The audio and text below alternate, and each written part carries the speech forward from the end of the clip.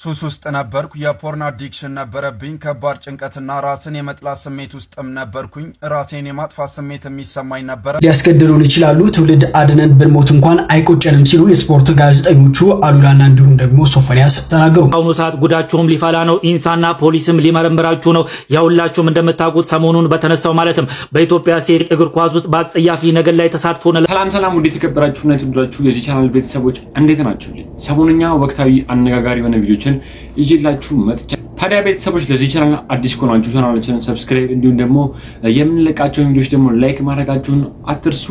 ወደ ቪዲዮ እሺ ቤተሰቦች ሰሞኑን እጅግ በጣም አነጋጋሪና አስገራሚ ነገሮች እየተነገሩ እየተወሩ ነበር። እነሱ መረጃዎች ውስጥ መካከል እሱ ምንድነው የሴት እግር ኳስ ተጫዋቾች የሆኑት ሉሲዎቹ እጅግ በጣም ባልተጠበቀ መንገድ በግብረ ሰዶማዊነት ተጠርጥረው እጅግ በጣም ብዙ ሰዎች የተነጋገሩባቸው መረጃዎች ነበሩ።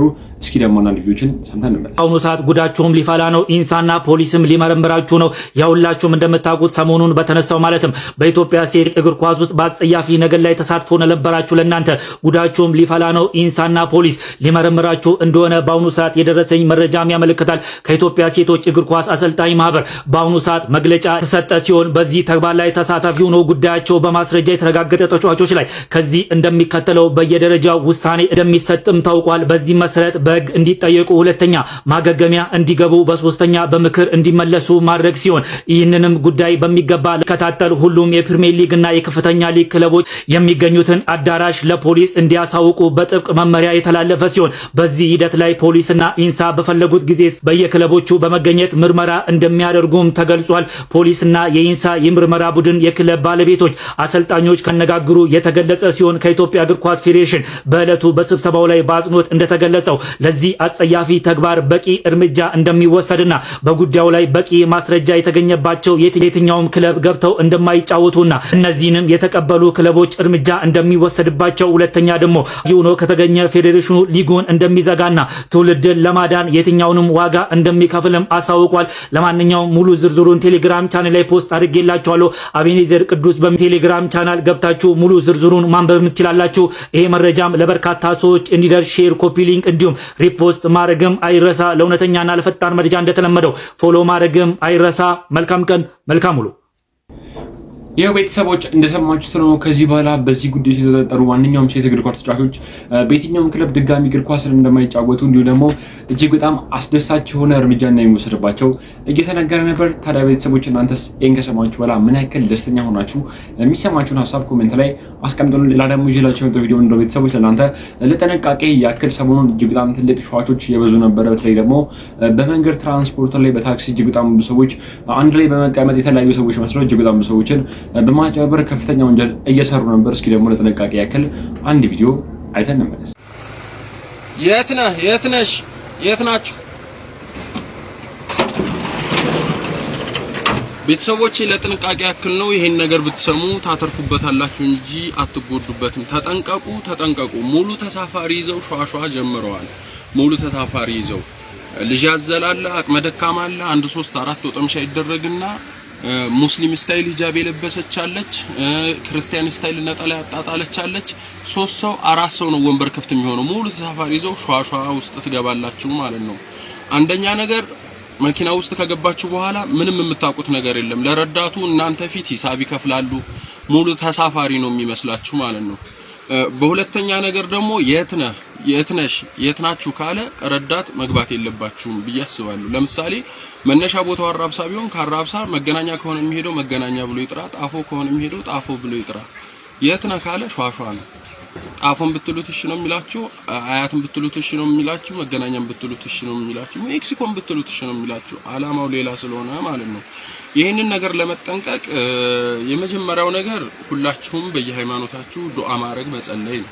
ከቤታችሁ ስትወጡ ማታ ላይ በጣም አደገኛ ነገር ነው። ገፍተው ይጥሏችኋል፣ ህይወታችሁን ይነጥቃሉ። ሞባይላችሁንና ስልካችሁንና ፖርሳችሁን ወስደው አይምሯችሁ።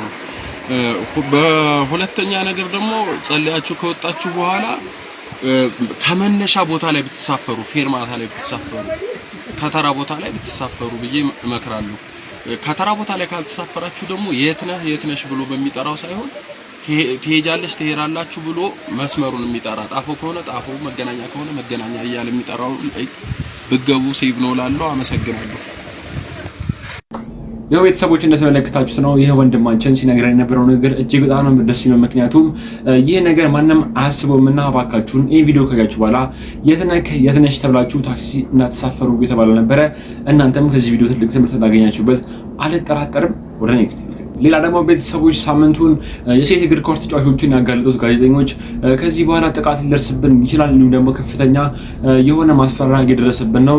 እኛ ግን ሚስጥሩን ካጋለጠ በኋላ ምንም ነገር ብንሆን አይቆጨንም። ምክንያቱም ትውልድ አደንና ከሞትንም የሞት ነው ብለው እጅግ በጣም አስገራሚ የሆነ መልእክት ያስተላልፉ ነበር። እስኪ ደግሞ ቪዲዮ ሊያስገድሉን ይችላሉ፣ ትውልድ አድነን ብንሞት እንኳን አይቆጨንም ሲሉ የስፖርት ጋዜጠኞቹ አሉላና እንዲሁም ደግሞ ሶፎንያስ ተናገሩ። ከኢትዮጵያ ባህል ያፈነገጡ ድርጊቶች ሲፈጸሙ ቆመን አናይም፣ በዚህ ጉዳይ የኢትዮጵያ ሕዝብ ከጎናችን ሊቆም ይገባል ሲሉ ጋዜጠኞቹ እየተናገሩ ይገኛሉ። ከዚህ ከጋዜጠኞቹ ንግግር በኋላ እጅግ በርካቶችም የተለያዩ ሀሳባቸው አስተያየታቸው እየሰጡበት ይገኛሉ። እናንተስ በዚህ ጉዳይ ምን ትላላችሁ? ሀሳባችሁ ነገሩ። ቤተሰቦች እንደተመለከታችሁ ነው ሶፎንያስ እንዲሁም ደግሞ እና አሉላም ይህን ነገር በመናገራቸው እጅግ በጣም ብዙ ሰዎች አዝኖ ነበር። ምክንያቱም እነዚህ ሰዎችን በማጋለጣቸው ቤተሰቦቻቸውን ሊበትኑ ይችላሉ፣ ትዳራቸውን ሊያፈርሱ ይችላሉ፣ ዛቻና ማስፈራሪያ ሊደርስባቸው የተባለ ነበር። ግን እኛ ኢትዮጵያኖች ከጎናቸው ቆመን ማንም ሰው ምንም ሊያደርጋቸው እንደማይችል ድምጽ ሆናቸው ይገባል። ታዲያ ቤተሰቦች በዚህ ቪዲዮ ላይ ምን ታስባላችሁ? ሀሳባችሁን ኮሜንት ላይ አስቀምጡ። ቤተሰቦች በተያያዘ መረጃ ቀለበት ሲደራረጉ የነበሩት ሴት እግር ኳስ ተጫዋቾች አንዷ ራሷን አጋልጣለች የተባለ ነበር። እስኪ ደግሞ አንድ ቪዲዮ አይተን ነበር። ቀለበት ያረጋችሁ ወጥቻለሁ አለች። ይቅርታ ይደረግልኝ፣ አዎ አርጋለሁ፣ ስህተት ነው ወጥቻለሁ ብላ ነው ያሳወቀችው። አይ ለተውጣት ስላለች ነው አንዱን አናቀ እሱ ፈጣሪ። ይሄኛው ደግሞ ሌላኛው ድምጽ አሁን ቅድም ያወራው እሱ አንድ የጀመርኩት እሱ ሆነብኛለች። ተሰማታለሁ ድምጿን እናሰማለን እሷን እና ሊጉም ቢዘጋ ምንም አሉ ምስኪኖች አሉ ቤተሰቦቻቸው መሰለ ማጥራት አለብን። እኔ ጥራት አለበት ጠርቶ እንደ አዲስ መጀመር ይችላል እንጂ ቢፈርስም ሊጉ ችግር የለም። አሉቲ በጣም ሾክ ነው ያለው። ማንንም የሚያቆመን የለም። እናጠራዋለን ከስር በነጭ ነው። እኛ ባይዘው ይሄን መረጃ እኮ ዴሊቨር ስናደርግ የሚታወቅ ነገር ነው። ባይዘው ይሄ አሁን በ6 ወር በ4 ወር ነው የመጣ ነገር አይደለም። ሲወርድ እንደ ባህል ይዘውት የመጡት ነገር ነው እንጂ ይሄንን ማንም የተናገረ ነገር የለም። እኛ ነን ያወጣነው። እኛ የሚደርስብን እናውቃለን። የሚያቀዱልንን እቅድ እናውቃለን። ያስገድሉን እንደሚችሉ እናውቃለን። ግን በቃ ይሄን አድርገን ትውልድ ማዳን ብንሞት ምንም ይቆጨን ማርያምን በእውነት እኔ ብሞት አይቆጨኝ። በጣም እውነት በጣም ነው እንጂ በጣም ብዙ ኢትዮጵያኖችን አንጀት ሲበላ የነበረ ንግግር ነበር ሲናገሩ የነበሩት። ትውልድ ለማዳን ብለው ራሳቸውን እስከሚያሰዋት ራሱ ሊደርሱ እንደሚችሉ እነዚህ ጋዜጠኞች እየተናገሩ ነበረ። ሁላችንም ግብረ ሰዶማኖችን እንቃወማለን። እቺ የተቀደሰች ሀገር ነችና እዚህ ሀገር ላይ ማንንም ሰው ይሄን ድርጊት ሊያደርግ አይገባም። ታዲያ ቤተሰቦች እናንተም ሀሳባችሁን ኮሜንት ላይ አስቀምጡልኝ። እጅግ በጣም ብዙ ጊዜ እንደ ቀልድ ይሄ ነገር እየተላመደ ኢትዮጵያ ውስጥ መጥቷል። እጅግ በጣም ታዳጊ የሆኑ ወጣቶችም ሆነ ብሮድካስቶች ላይ የተቀረቡ የሚናገሯቸው ነገሮች እጅግ በጣም ታዳጊዎች መስማት የለባቸውን ንግግሮች ይናገራሉ። ታዲያ ሰመረ ባሪያም በዛ ጉዳይ ላይ እጅግ በጣም ጠለቅ ያለ አስፈላጊ የሆነ መረጃ የተናገረ ነበር። እስኪ ደግሞ የሰመረ ባሪያውን ንግግርም ሰምተን እንመለስ። ሴክሹዋል ኢነርጂውን እና ሴክስ አንድ አይደለም፣ አንድ ናቸው ግን አንድ አይደለም። ኢነርጂው ሁሉም ሰው አለው፣ ህፃን ልጅም አለው። የ3 ዓመት የ4 ዓመት ህፃን ልጅ አላቸው። እኔ የህፃን ልጅ እኮ ምንድነው እንደውም አዱኒ በተደጋጋሚ እንደውም የሆነ ሰዓት ላይ እንትን ሲባል ብዙ ሰዎች እንትን ብሎታል። ግን እኔ በጣም እንደ ጥሩ ነገር ነው ማየው። እንደ ጥሩ ነገር ስለ ማውራቱ ለብዙ ሰዎች ያስተነፈሰላችሁ ይመስለኛል። የሆነ ነገር ጊልታቸው እንዴት እንደቀነሰ አንተ ስለራስህ የምታውቀው ማንም ስለአንተ ማያውቀው ጉዳይ አለ። ላት ኦሊሄ ብቻ ሌላም ነገር እንደዚህ ነገሮች ደግሞ ብዙ ጊዜ አይወሩም። እንደ ሼም ነው የምታየው። ገባ? እንደውም የሆነ ሲነሳ የሰማሁት ነገር አለ። ልጆችን መበከል ነው።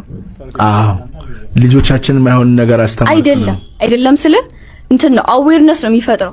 ልጅ ማያውቅ ነው ይመስላል። እኔ ለምሳሌ ፖርኖግራፊን ማየት ያዩት ለመጀመሪያ ጊዜ ያወቁት ስንት ዓመቴ ላይ ነው? አንደኛ ክፍል ሳልሆን እኮ ነው። አውቃለሁ ኢሞሽኑ አለኝ ምናምን።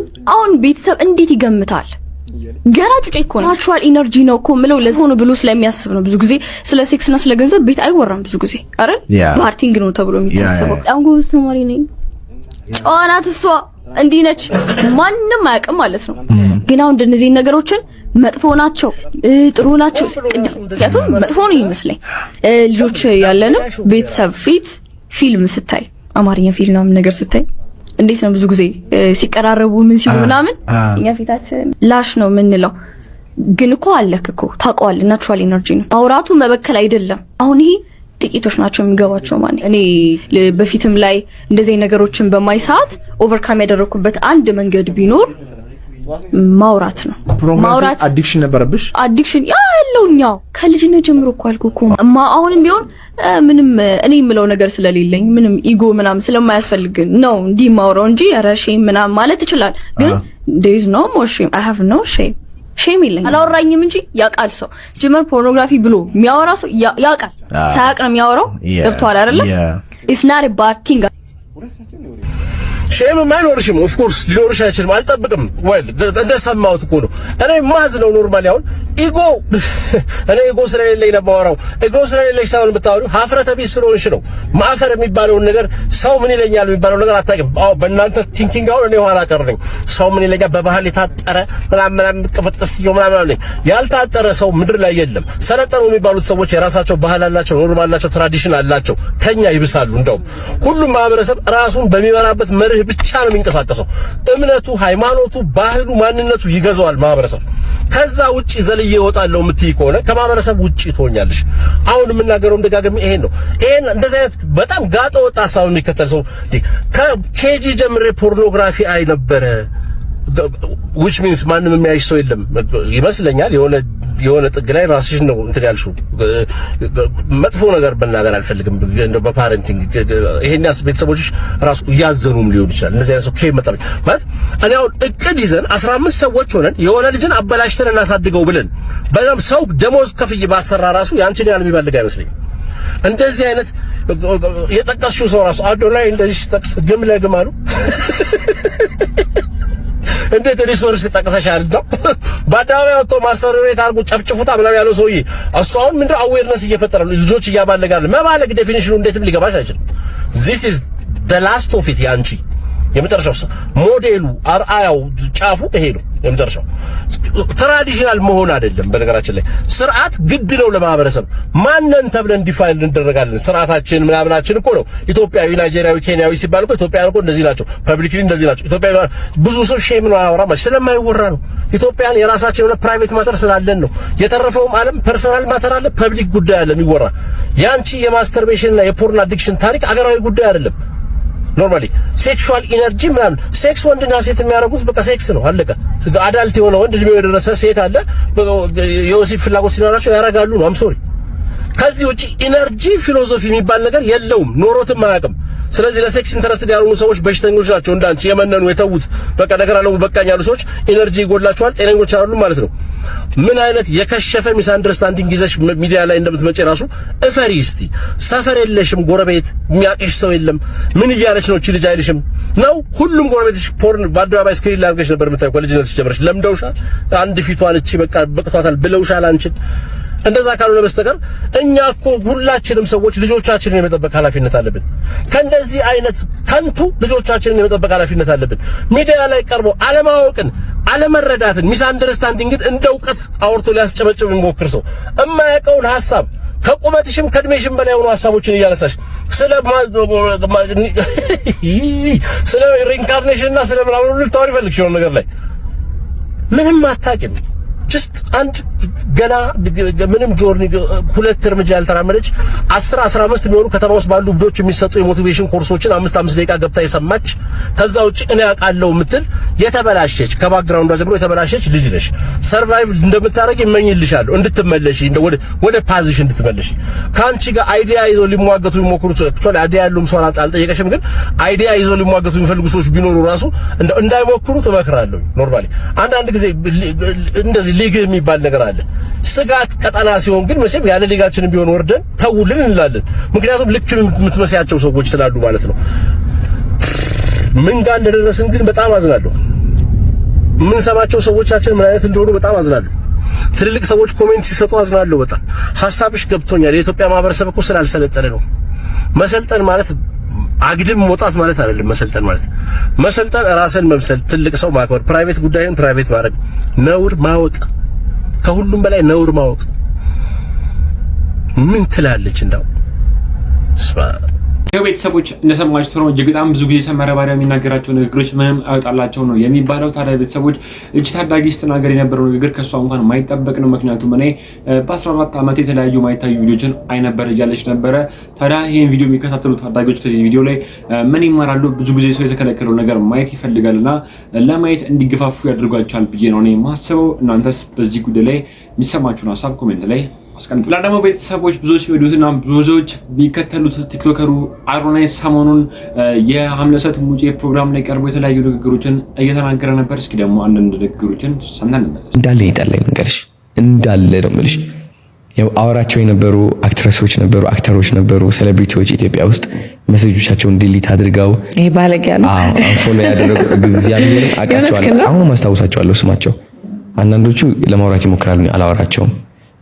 በክፉ ጊዜ ጎን ላይ የማይሆን ሰው ታውቀዋለህ። ግን የዛኔ አንድ አዶናይ ነበርኩኝ። ኢቭን ፋሚሊ ቤተሰብም በቃ ላይ ማመን አቅቷል። አስቢ እስኪ በምን መሄድ ለኪ እንደሚሄዱ እነሱ እኔን ተይኝና አዎ በቃ ማዘር አሁን ሰዎች ጎረቤት እየሄዱ ይነግሯት ነበር ምንድነው ነገር። ከዛ ማዘር ደውላ በቃ ተጨናንቃት ነገር አይደለም ምንድነው ምናምን በቃ እንደውም አታሳየኝም ስሜቶቿ። ግን ከኔ ኋላ ያለው በጣም እንደምታለቅስ እርግጠኛ ነኝ፣ በጣም እንደምትሰቃይ። ፋዘርን አስቢ፣ ፋዘር ማቴ የቤተሰቦች እንደሰማችሁት ነው። እጅግ በጣም ብዙ ጊዜ ጥሩ ስራ የሚሰሩ ሰዎችን እኛ በጣም በተቸናቸው ቁጥር ከጀርባቸው ደግሞ ያሉ ቤተሰቦቻቸውን ማሰብ አለብን። ምክንያቱም አዶናይ ሲናገር የነበረው ንግግር እሱ ምንድነው እኔ በጣም በመተች ጊዜ ማን ስም በወጣልኝ ጊዜ እናቴ ቤት ተቀምጣ ታልቅስ ነበረ እያለ ነው። አንዳንድ ጊዜ ሰዎችን ስንተች ይህ ነገር እንደሚፈጠርም ማሰብ አለብን፣ ቆም ብለን ማሰብ አለብን ተስፋ አድርጋለሁ። ሰሞኑን አዶናይ ሲናገር የነበራቸው ንግግሮች እጅግ በጣም አነጋጋሪ ነበሩ። ታዲያ እናንተስ እነዚህ ቪዲዮዎች እነዚህ ንግግሮች እንዴት አገኛችኋቸው? ሐሳባችሁን ኮሜንት ላይ አስቀምጡ። እስኪ ቤተሰቦች አዶናይ ሲናገር ከነበራቸው ንግግሮች አንዳንድ ንግግሮችን ሰምተን እንመለስ። ሱስ ውስጥ ነበርኩ፣ የፖርን አዲክሽን ነበረብኝ፣ ከባድ ጭንቀትና ራስን የመጥላት ስሜት ውስጥም ነበርኩኝ። ራሴን የማጥፋት ስሜት የሚሰማኝ ነበረም። ነገር ግን እግዚአብሔር ረድቶኝ ያንን ሁሉ መጥፎ ስሜትና ሱስ አሸንፌ ለዚህ በቅቻለሁ ሲል ወጣቱ ቲክቶከር አዶናይ ከአመለስት ጋር ባደረገው ንግግር ገልጿል። መለስት በበኩሏ እኔ አሁን መሰገጥና መፈመስ እፈልጋለሁ ካለችው በኋላ አንቺ ማሰግጠሻል፣ ፈምሰሻል በማለት የመለሰላት መልስም የቤተሰቦች እንደሰማችሁት ነው። አዶናይን ከ3 ሚሊዮን በላይ ሰዎች የሚከተሉት በምክንያት ነው። እጅግ በጣም ብዙ ወጣቶችን የሚያስተምሩ እንዲሁም ደግሞ በጎዳና ላይ ወድቀው የተረሱ ሰዎችንም አንስቶ ከጎዳና ላይ እጅግ በጣም ጥሩ እንቅስቃሴ እያደረገ ነበር። እኔ በግሌ የሚያደርጋቸው እንቅስቃሴዎች እጅግ በጣም ነው የሚመቸኝ። እናንተስ የአዶናይ እንቅስቃሴዎችን እንዴት ታዩታላችሁ? ኮሜንት ላይ ሀሳባችሁን አስቀምጡልን። እጅግ በጣም አስገራሚና እውነተኛ ታሪኮችን የሚያቀርብልን ወንድማችን በሱ ፍቃድ ደግሞ እጅግ በጣም አነጋጋሪ እውነተኛ ታሪኮችን እያጋራ ነበር። እኔ ለቤተሰቦቼ ትምህርት ታገኙበታላችሁ ይዤላችሁ እንደ ቪዲዮ ነበር። እስኪ ደግሞ ቪዲዮ በየቀኑ የህሊና ወቀሳ ይገርፈኛል፣ እየተሰቃየው ነው፣ ምክራችሁ ያስፈልገኛል ትለናለች የዛሬዋ ባለ ታሪካችን። ነገሩን እንዲህ ታስረዳለች። የኔና የሱ ታሪክ የተጀመረው ከዛሬ 4 ዓመታት በፊት ሁለታችንም በጤናው ዘርፍ በምናገለግልበት የሥራ ቦታ ላይ ነበር። የሥራ ባልደረባ ብቻ ሳንሆን የሙያ አጋሮችም ነን። ምናልባትም የሙያችን አንድ መሆን ልባችንን በቀላሉ አቀራርቦት ይሆናል። በተዋወቅን በጥቂት ጊዜ ውስጥ የሐሳብ ልውውጣችን ደርቶ ቀልዶቻችን ተስማምተው ብዙም ሳንቆይ የልብ ጓደኛሞች ሆንን። የዕለት ተዕለት ውሏችን አብሮ ሆነ። ምሳችንን አብረን፣ የቡና ሰዓታችንን በጋራ ማሳለፍ ጀመር። ከምንለያይበት ጊዜ ይልቅ አብረን የምናሳልፈው ሰዓት በለጠ። በዚህ መቀራረብ ውስጥ እሱም ስለ ሕይወቱ በግልጽ ያዋየኝ ጀመር። የፍቅር ጓደኛ እንዳለችው፣ ነገር ግን ግንኙነታቸው በደስታ የተሞላ እንዳልሆነ በቁጭት ይነግረኝ ነበር። ጊዜ አትሰጠኝም፣ እሷን ለማግኘት ያልተፈተንኩት ፈተና የለም እያለ ሲያወራኝ እኔም በወቅቱ በጓደኝነት መንፈስ ታገሳት፣ ጊዜ ስጣት፣ ነገሮች ይስተካከላሉ እያልኩ አበረታታው ነበር። ለሷ ያለውን ፍቅር እንዲንከባከብ መምከሬ የልብ ጓደኝነቴ መገለጫ ይመስለኝም ነበር። ነገር ግን ቀናት ሳምንታት ወራትን እየወለዱ ግንኙነታችን ሌላ መልክ ያዘ። መላመዳችን ከመጠን አለፈ።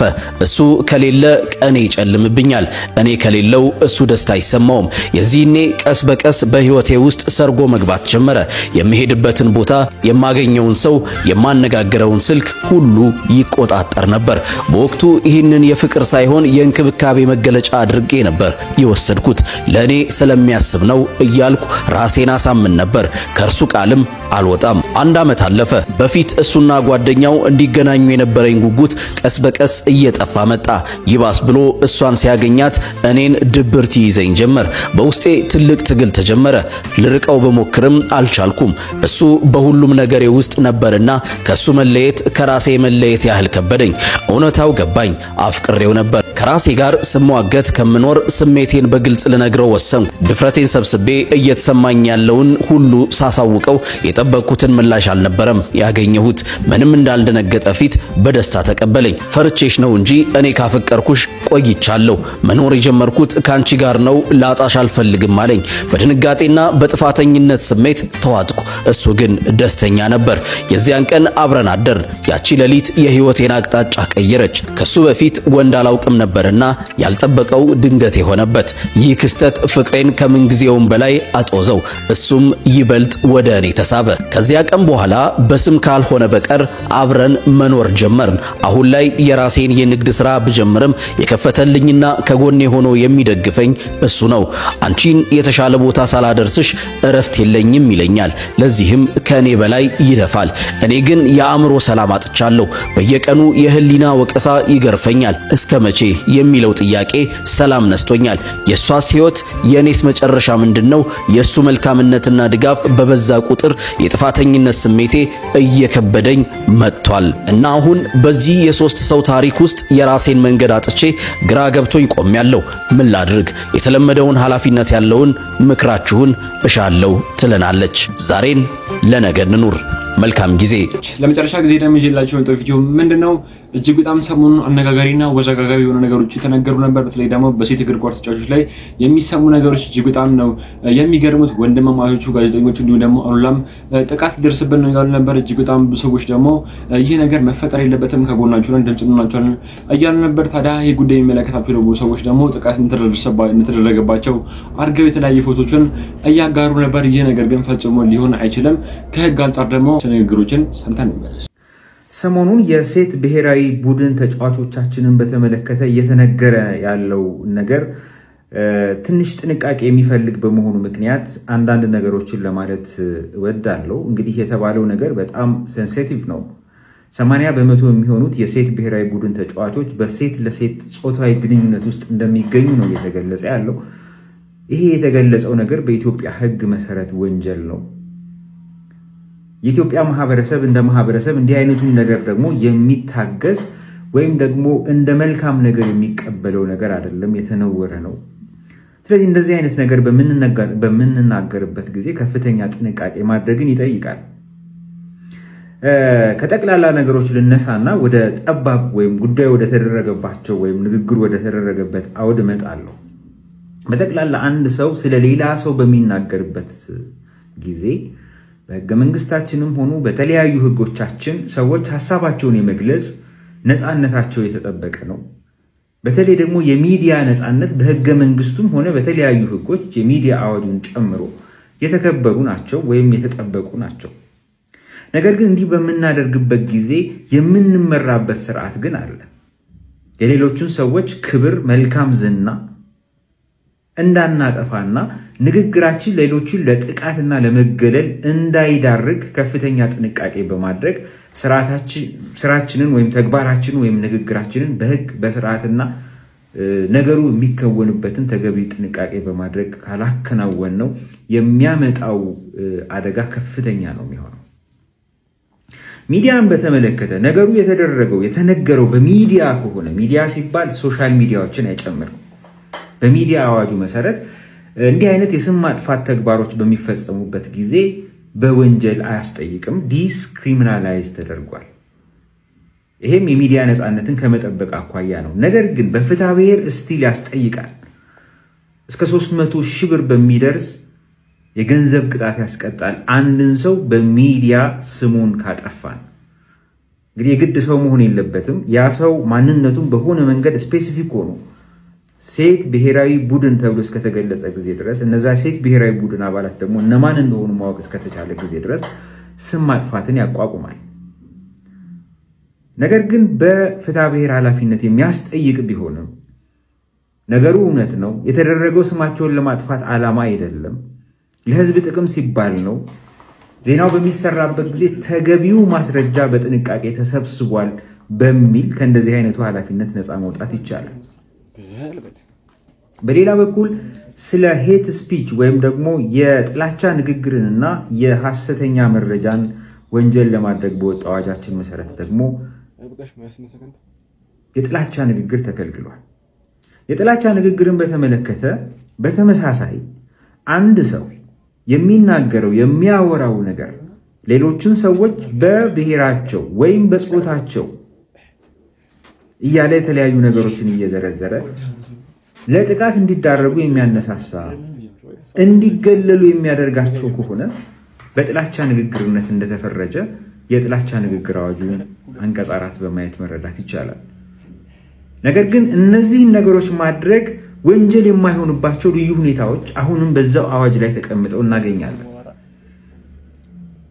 ለምሳሌ ነገሩ የተደረገው ለስነ ጥበባዊ ወይም ስነ ኪነት ዓላማ ከሆነ፣ የሃይማኖት ንግግር አካል ከሆነ፣ የኒውስ ሪፖርት ወይም የዜና ዘገባ ወይም ዜና ትንተና አካል ከሆነ በጥላቻ ንግግርነት እንደማያስጠይቅ ያስቀምጣል። ግን እነዚህ በስተቀሮች ወይም ልዩ ሁኔታዎች አሉ ማለት አንድ ነገር በቃ የሃይማኖት ስብከት አካል ነው፣ አንድ ነገር የዜና ዘገባ አካል ነው በሚል እንዲሁ በደፈናው ልናልፈው የምንችለው ነገር አይደለም። ንግግራችን ከፍተኛ ጥንቃቄ ይፈልጋል። ምክንያቱም እያወራን ያለ ነው በኢትዮጵያ ሕግ መሰረት ወንጀል ስለሆነ ማህበረሰቡ ስለሚያነውረው አንዳች ድርጊት ነው እያወራን ያለ ነው። ይሄ ነገር እነከሌ አለባቸው ብለን የሆኑ ግሩፖችን እየፈረጅን ያለ ነው። በዚህ ጉዳይ ላይ ምን ያህል ነው መረጃ ያለን? ዜናውን በምናወጣበት ጊዜ የዜና አዘጋገባችን ምን አይነት መልክ ነው ያለው? ሌሎቹን የማይመለከታቸውን ሰዎች ምን ያህል የጠበቀ ነው? በእርግጥ 80% መሆናቸው በምንድን ነው የተረጋገጠው? አስቡ። አሁን አብዛኛው ሰው ይህንን ዜና በሚሰማበት ጊዜ ሴት ብሔራዊ ቡድን ተጫዋች ናቸው ብሎ ያሰባቸውን ጠቅላላ ሴት ተጫዋቾችን ባየ ቁጥር ወደ አይምሮ ስለሚመጣው ነገር ነው ማሰብ ያለብን። ልክ ነው፣ ይሄ ነገር በኢትዮጵያ ሕግ መሰረት ወንጀል ነው። ልክ ነው፣ ይሄ ነገር በማህበረሰባችን ዘንድ የተወገዘ ነው።